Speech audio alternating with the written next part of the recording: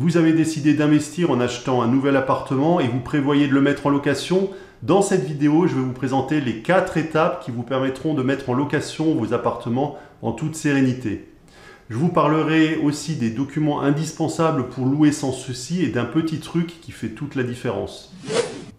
Je m'appelle Eric et depuis 2003, j'achète tous les ans plusieurs appartements que je mets ensuite en location.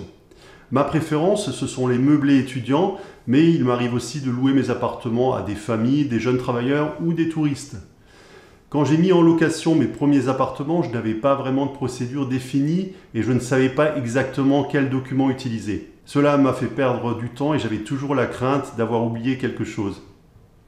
Mais aujourd'hui, j'utilise une procédure bien précise et bien rodée. Pour louer dans de bonnes conditions, utilisez les bons documents et indispensables aussi. Mais il y a des étapes à respecter. À chaque étape, certains points sont à vérifier, à valider et certains documents à utiliser. La procédure de mise en location optimale que j'utilise comprend 4 étapes. La première, c'est la visite. La deuxième, c'est la signature du bail et le premier paiement. La troisième étape, c'est l'état des lieux. Et la quatrième étape, c'est la finalisation.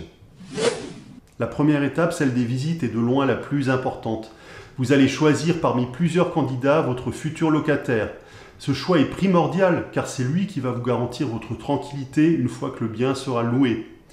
Et comme vous le savez, un investissement réussi, c'est la meilleure rentabilité, mais surtout aussi la tranquillité.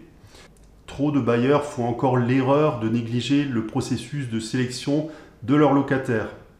Avant la visite, lors d'un appel téléphonique, demandez systématiquement à vos candidats de préparer les documents suivants. La copie de leurs 3 dernières fiches de salaire, la copie de leur dernier avis d'imposition, la copie de leur carte d'identité et éventuellement un RIB pour vérifier l'existence d'un compte bancaire. Si le candidat peut vous envoyer ces documents par mail avant la visite, c'est encore mieux. Comme ça, vous aurez le temps de les regarder en détail. Si le candidat est étudiant, demandez-lui si ses parents ou un proche pourront se porter garant pour la location, parce qu'il n'a pas de revenus. Dans ce cas, le garant fournira ces mêmes documents le concernant. Le rôle du garant, c'est de payer à la place du locataire si celui-ci n'en a pas la possibilité.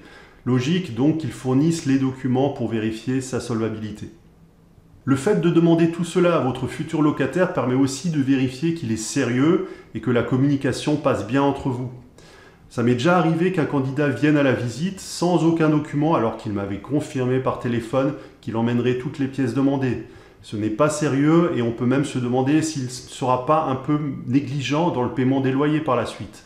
Bref, ce n'est pas rassurant.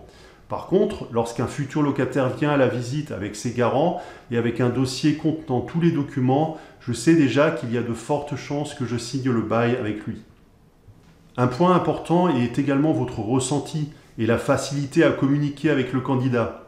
Dès le premier appel téléphonique, vous aurez déjà une idée du candidat. Est-il poli? Vous explique-t-il la situation avec clarté, etc. Si vous êtes amené lors de la phase de location à interagir avec votre locataire, c'est toujours plus simple si le contact passe bien dès le départ. Dernier point de la phase de visite, vérifiez que les ressources du locataire sont au moins 3 fois supérieures à son loyer, ou alors que celles du garant soit au moins 4 fois supérieur au loyer. Par exemple, pour un loyer de 500 €, il faudra que le locataire gagne au moins 1 500 € par mois. Par contre, s'il est étudiant et qu'il n'a pas de revenus, vérifiez que les ressources des garants dépassent les 2 000 €. Je vous rassure, c'est très facile de trouver un locataire qui remplit ces critères, surtout si vous faites de la location étudiante. La phase numéro 2, c'est la signature du contrat de bail et la réception du premier paiement de vos locataires. Vous avez trouvé un locataire idéal, bravo! Il est temps de formaliser les choses en encaissant la caution et le premier mois de loyer, puis en signant le contrat de bail avec vos locataires. Le ou les garants devront aussi signer l'engagement de caution solidaire à ce moment. Dans le document, les garants s'engagent à payer le loyer en cas de défaut de paiement par le locataire. La signature peut se faire sur papier à l'ancienne, mais je vous conseille la signature électronique qui vous fera gagner du temps et du papier. Dans cette phase, vos locataires vont vous payer le premier mois de loyer et le montant de la caution. Ce premier paiement pourra se faire en liquide, par chèque ou par virement avec preuve de virement.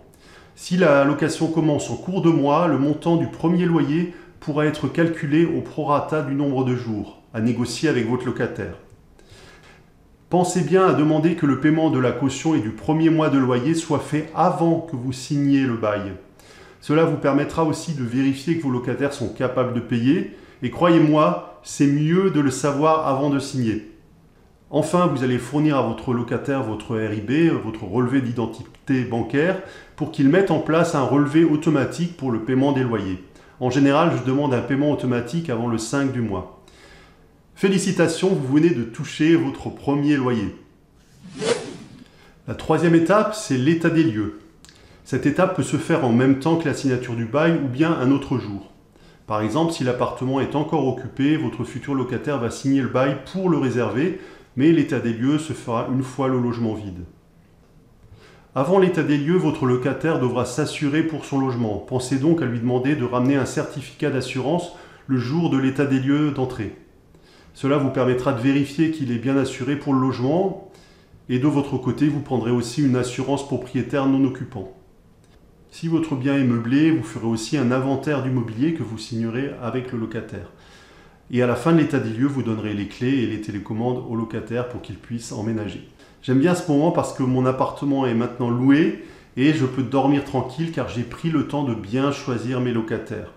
J'ai souvent le sentiment aussi de contribuer à quelque chose comme aider mes locataires à être bien logés pendant leurs études ou pour le début de leur vie professionnelle. Enfin, la dernière étape, c'est la finalisation. Ça se passe environ 1 mois après l'entrée dans les lieux du locataire.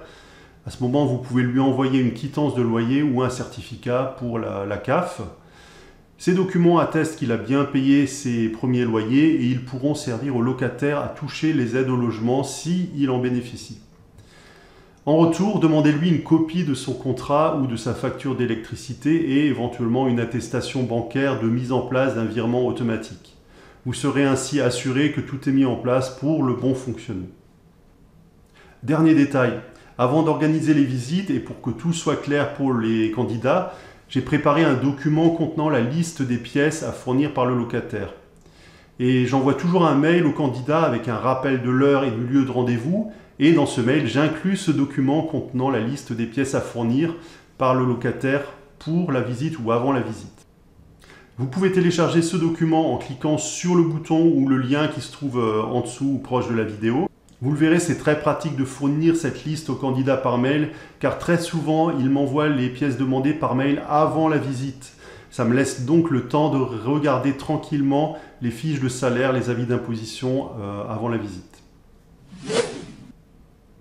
Voilà, vous connaissez à présent tout mon processus de location et j'ai synthétisé pour vous toutes les étapes dans un mini-guide que vous pouvez télécharger en cliquant sur le bouton ou le lien qui se trouve en dessous de la vidéo. Et j'espère que ces documents vous seront utiles. Dans ma prochaine vidéo, je vous parlerai en détail des 5 documents indispensables que j'utilise pour bien mettre en location. Je vous dirai également comment les obtenir et pour être sûr de recevoir la prochaine vidéo, inscrivez-vous maintenant en cliquant sur le bouton ou le lien juste à côté ou inscrivez-vous à la chaîne YouTube. Je vous dis à très bientôt et je vous souhaite une excellente journée.